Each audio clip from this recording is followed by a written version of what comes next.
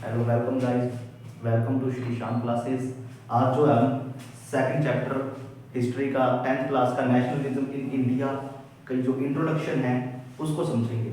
पहला जो है नेशनलिज्म की फीलिंग को कैसे जगाया गया इंडिया में। इससे पहला जो चैप्टर है उसमें ब्रिटेन की नेशनलिज्म को बताया गया। ब्रिटेन का जो नेशनलिज्म था वो रिपब्लिक से डेमोक्रेटिक जो है वो कंट्री वहां शिफ्ट होने के लिए था, लेकिन इंडिया का जो नेशनलिज्म था यहाँ ब्रिटिशर्स के अगेंस्ट था। इंडिया में जो लोग थे वो ब्रिटिशर्स को भगाना चाहते थे इंडिया से, यानी अपने फ्रीडम चाहिए थी। ये जो नेशनलिज्म इंडिया में था, लेकिन अब जो ये नेशनलिज्म की फीलिंग जगाने के लिए कुछ प्रयास तो किए गए होंगे। क्या प्रयास किए गए होंगे उसे हम क्वेश्चन के माध्यम से समझेंगे। How the feeling of nationalism developed in India, कैसे जो नेशनलिज्म को डेवलप किया गया। 3 पॉइंट्स हैं इसमें और ये क्वेश्चन भी आता है। 4 मार्क्स का 3 मार्क्स का क्वेश्चन भी बन सकता है। पहला, role of images of Bharat Mata. तो भारत माता का क्या जो रोल रहा नेशनलिज्म की फीलिंग जगाने के लिए। नेशनलिज्म की फीलिंग जगाने के लिए भारत माता का जो सिंबल यूज किया गया, जैसे फ्रांस में मारियाना, जर्मनी में जर्मनिया जो फीमेल एलेगरी यूज की गई थी, वैसे ही फीमेल एलेगरी भारत माता की यूज की गई। इस भारत माता की जो इमेज थी क्रिएट किसने किया? क्रिएट किया बंकिम चंद्र चट्टोपाध्याय ने। क्वेश्चन शॉर्ट में भी बनता है कि बंकिम चंद्र चट्टोपाध्याय ने क्या किया, जो भारत माता की इमेज क्रिएट की थी। लेकिन इसकी जो फर्स्ट प्रिंट थी वो किसने जो प्रिंट करी, भारत माता की इमेज को प्रिंट किसने किया? अविंद्रनाथ टैगोर ने प्रिंट किया था। और क्रिएट किसने किया था? बंकिम चंद्र चट्टोपाध्याय ने किया था। तो भारत माता का जो इमेज था इसको कैसे यूज किया गया? एज एलिगरी, रूप के लिए जो है यूज किया गया, ताकि जनता को यूनाइट किया जाए, इंडियंस को यूनाइट किया जाए ब्रिटिशर्स को भगाने के लिए। इंडिया से जो ब्रिटिशर्स को इंडियंस आजादी के लिए भारत माता का जो सिंबल ये यूज किया गया, इमेज को यूज किया गया। सेकंड है role of Indian folklore. Folklore कहने का मीनिंग है लोकल स्टोरीज, बैनर्स, पोएम्स, इन सब चीजों का यूज किया गया कि कैसे जो पढ़े लिखे लोग थे गलियों में जाते, स्टोरियां सुनाते और जनता को यूनाइट करते थे, गाकर, सुनाकर, स्टोरीज, कहानियां सुनाकर जो है बैलेट्स है, दुख गीत हैं, छोटे बच्चों की पोएम्स हैं, वो पोएम्स सुनाकर जो है जनता को यूनाइट करने का काम कर रहे थे कुछ पढ़े लिखे लोग, जैसे रविंद्रनाथ टैगोर ने बंगाल में जो है वो बंगाली फोक सॉन्ग्स हैं, पोएम्स हैं, उनको सुनाया, गाया और जनता को यूनाइट किया, ताकि जो है इंडिया की नेशनलिज्म की फीलिंग है वो स्ट्रॉन्ग की जा सके। दूसरा, साउथ इंडिया में क्या हुआ, ये तो बंगाल में। साउथ इंडिया में नताशा शास्त्री थे, इन्होंने जो है the folklore of south India, इनका क्वेश्चन आएगा यहाँ से, the folklore of south India किसके द्वारा कंपोज की गई? नताशा शास्त्री। साउथ इंडिया, खासकर अपने कहें जो तमिलनाडु का एरिया था, वहां पर जो है इन्होंने लोकल स्टोरीज कंपोज की, जनता को यूनाइट किया।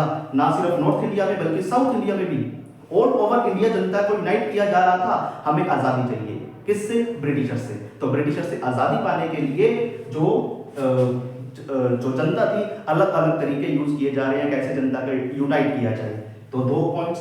थर्ड है role of symbols and icons. अब जो सिंबल्स होते हैं, सिंबल्स का भी क्या रोल था यहाँ कि जनता को कैसे सिंबल्स के जरिए यूनाइट किया जाए। पहले देखा जो है इमेजेस, फिर कहानी, कविताएं, और अब जो है सिंबल्स के जरिए जनता को यूनाइट किया जा रहा था। जैसे नेशनल फ्लैग, जो अब आज जो हमारा नेशनल फ्लैग है, तो नेशनल फ्लैग बना कैसे? 3 स्टेजेस में बना था वो। तो पहला जो स्टेज था ग्रीन, येलो और रेड कलर का यूज किया गया। ऊपर ग्रीन, फिर येलो, अब नीचे है ग्रीन, लेकिन पहले ऊपर ग्रीन, फिर बीच में येलो और सबसे नीचे रेड कलर था। और इसमें सबसे ऊपर जो ग्रीन कलर था, ग्रीन कलर में 8 लोटस बनाए हुए थे, जो 8 ब्रिटिश प्रोविंसेस को दिखा रहे थे।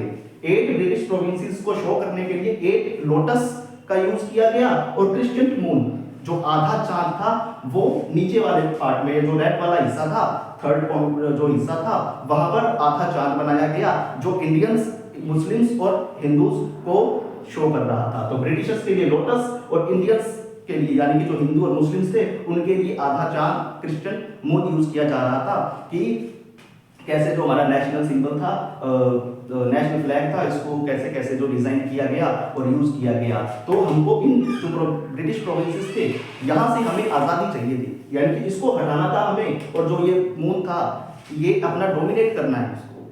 ये जो इस फ्लैग में शो किया जा रहा था, इसको फिर चेंज किया गया। इसको चेंज करके रेड, व्हाइट और ग्रीन, रेड ऊपर, व्हाइट ग्रीन मिडल में, सेंटर में, और ग्रीन सबसे नीचे यूज किया गया फ्लैग में। और उसके जो व्हाइट वाला जो मिडल पार्ट था, यहाँ व्हील का यूज किया गया, यानी जो चरखा था गांधी जी का, इसको यूज किया गया, यानी कि जो है आजादी को जो शो कर रहा है कि बहुत जल्दी जो हमें आजादी प्राप्त होने वाली है, इस चीज को जो है सिंबल्स का कैसे और आइकन्स का यूज किया गया। तो 3 पॉइंट्स में ये बताया गया कि कैसे जो इंडियंस थे अपनी नेशनलिज्म की फीलिंग को जगा रहे थे, कैसे जो हम बहुत जल्दी ब्रिटिशर्स को भगाएंगे, उस समय के अकॉर्डिंग ब्रिटिशर्स को भगाएंगे, और जो इंडिया है वो हम फ्रीडम पाकर रहेंगे, ये बात जो दिखाई गई। तो ये क्वेश्चन 3 मार्क्स 4 मार्क्स में क्वेश्चन बनता है। इसके बाद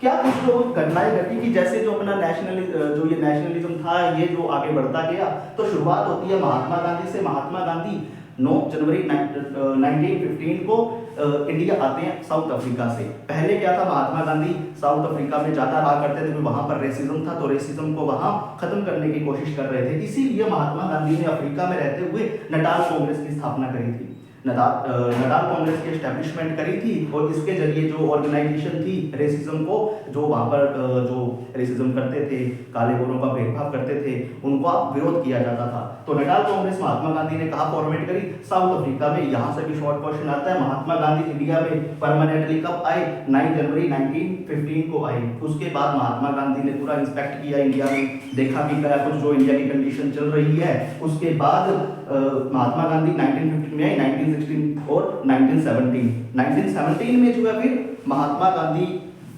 ने अपने सत्याग्रह मूवमेंट शुरू किए, वो हम नेक्स्ट चैप्टर जो है वीडियो में देखेंगे। उससे पहले क्या था सत्याग्रह? सत्याग्रह कहने का मीनिंग क्या है कि हम सत्य के राह पर चलते हुए अपना जो है वो जस्टिस प्राप्त करेंगे, लेकिन सत्य के राह पर चलते हुए, हमें कोई वायलेंस नहीं करनी है। तो ये सत्याग्रह का मीनिंग है, और बाकी जो है इसके बारे में वो नेक्स्ट क्लास में देखेंगे। Thank you.